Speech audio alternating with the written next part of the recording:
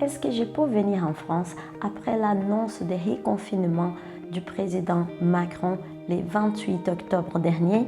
J'ai décidé qu'il fallait retrouver, à partir de vendredi, le confinement qui a stoppé le virus. Est-ce que je dois présenter un résultat négatif à la COVID-19? Est-ce que je dois faire une quarantaine en arrivant en France? Quel test dois-je présenter à l'aéroport? La réponse à toutes ces questions dans cette vidéo.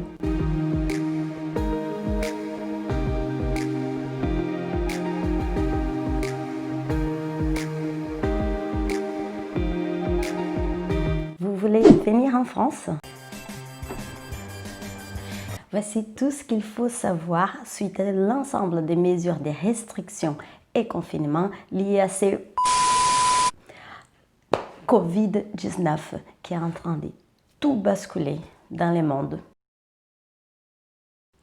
Toutes ces informations, j'ai prises sur les sites du ministère de l'Europe et des Affaires étrangères. Je vais laisser les liens ici, suite à l'annonce d'un reconfinement le 28 octobre dernier. Jusqu'à nouvel ordre, nous sommes confinés jusqu'au 1er décembre. Bon, c'est pour ça que je suis ici, je ne suis pas à la maison, confinée avec des amis pour que cette période de confinement soit plus paisible et moins solitaire. Et surtout parce que j'ai un travail qui s'est considéré télétravaillable, c'est-à-dire je vais rester encore longtemps à la maison. Le Premier ministre Jean Castex a détaillé les mesures restrictives qui s'appliqueront à la France à partir du 29 octobre jusqu'à nouvel ordre en tout cas. Suite à ces annonces, des mesures sanitaires s'appliquent à tous les voyageurs qui souhaitent arriver en France et c'est exactement ça que je vais détailler ici pour vous lors de cette vidéo. Des restrictions pour l'accès au territoire français existent selon la provenance des voyageurs. Donc, la réponse à la question « Est-ce que je peux venir en France là maintenant pendant cette période ?» Cela dépend de la circulation du virus dans les pays d'où vous venez. Il y en a un certain nombre de pays pour lesquels aucune restriction ne s'applique aux voyageurs provenant de ces pays. Par exemple, la Thaïlande, la Nouvelle-Zélande, la Tunisie, l'Uruguay, le Royaume-Uni, les États membres de l'Union européenne, entre autres. Je vais laisser la liste peut-être ici. Mais si vous venez de ces pays, vous êtes tranquillou. Il n'y a pas de restrictions qui s'appliquent. Du moins selon les informations mises à jour le 30 octobre 2020. Mais, vous avez compris, si vous ne venez pas de l'un de ces pays, c'est-à-dire probablement le virus circule de façon encore intense dans votre pays, donc vous pouvez rentrer en France seulement si vous remplissez l'une des conditions suivantes. La toute première, c'est si vous êtes un ressortissant français. C'est-à-dire vous êtes français d'origine, vous êtes naturalisé français ou vous avez une résidence fiscale en France. Dans ces cas, vous pouvez venir, vous et vos enfants et conjoints. Si vous êtes ressortissant de l'Union européenne, soit votre nationalité appartient à l'un des États membres de l'Union européenne ou vous avez une résidence dans l'un de ces pays. Il y en a aussi d'autres pays ici en Europe pour lesquels s'applique cette condition. Si vous avez un titre de séjour ou d'une carte de séjour française ou européenne, naturellement en cours de validité. Vous pouvez aussi passer par la France si c'est le cas d'une connexion où vous êtes juste en transit de moins de 24 heures sur le territoire français. Vous êtes une étudiante ou un étudiant et vous avez un titre de long séjour ou de court séjour et vous venez pour des études ou des stages et vous pouvez justifier d'un hébergement en France. Ou encore, vous êtes titulaire d'un visa passeport talent, c'est un visa de long séjour.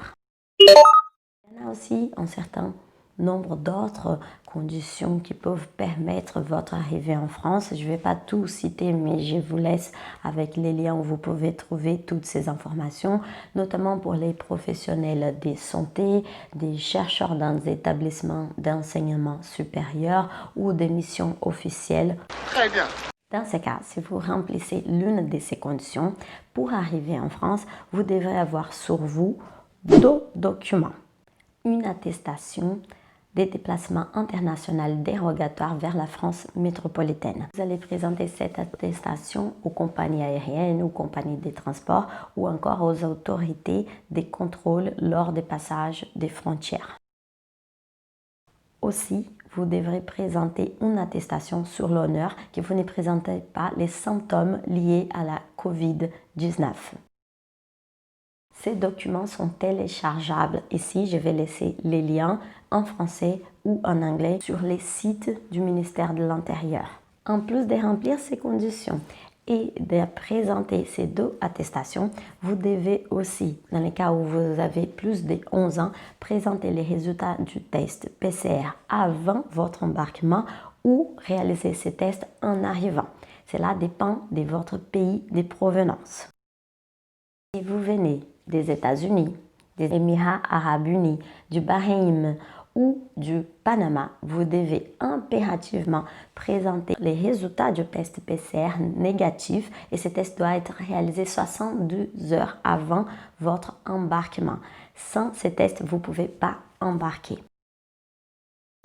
Et moi, lors du premier confinement, j'étais confinée au Brésil et c'était pareil. Sans les résultats du test PCR réalisés en 72 heures avant mon vol, je ne pouvais pas embarquer. J'ai vu plein de gens se voir refuser l'accès à l'avion suite à un PCR qui n'a pas été réalisé ou ce n'était pas les bons tests, ce n'était pas les PCR, c'est celui-là qui ont mis une sorte de coton-tige dans les nez. Et on dirait qu'il arrive au cerveau. C'est très désagréable. Par contre, si vous venez d'autres pays comme l'Algérie, la Turquie, le Brésil, Mexique, Argentine, entre autres, je vais essayer d'afficher quelque part ici pour vous transmettre cette information. Vous avez alors les choix. Soit, comme c'est le cas des États-Unis, des pays que j'ai cités avant, vous pouvez réaliser les PCR 72 heures avant votre vol pour venir en France et présenter les résultats négatifs. Soit, vous réalisez ces tests en arrivant ici en France. Les autres pays qui ne sont pas dans cette liste, les autorités encouragent quand même de réaliser les PCR. Sinon, vous pourrez aussi être contrainte de faire une quarantaine de 7 jours en arrivant en France. Sinon, toutes les autres restrictions liées à l'accès au territoire français, comme les visas, les titres de séjour, etc., continuent à s'appliquer. Ok, j'ai rempli toutes les conditions, j'ai présenté les deux attestations exigées, j'ai présenté les résultats du test PCR. Est-ce que je dois encore faire une quarantaine en arrivant en France?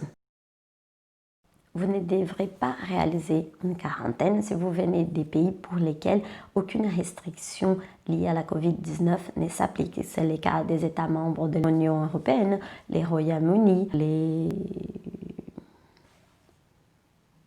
j'ai triché, la Nouvelle-Zélande, la Norvège, etc. Par contre, si vous venez de l'un des autres pays qui n'ont pas été cités, dans ces cas, oui, vous devez réaliser une quarantaine qui en fait c'est une septaine parce qu'ils sont seulement 7 jours. Si vous ne présentez pas un PCR négatif ou si vous avez des symptômes. Et c'est après tout, vous avez rempli toutes ces conditions. Vous arrivez bien en France.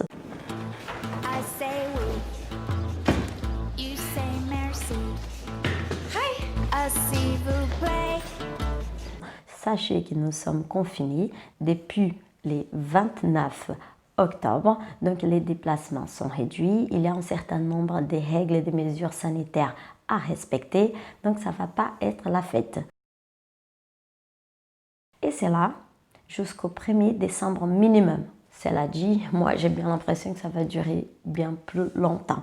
Mais laissez ici dans les commentaires si vous pensez qu'il va durer beaucoup plus longtemps, si vous voulez parier une date jusqu'à laquelle on sera confiné.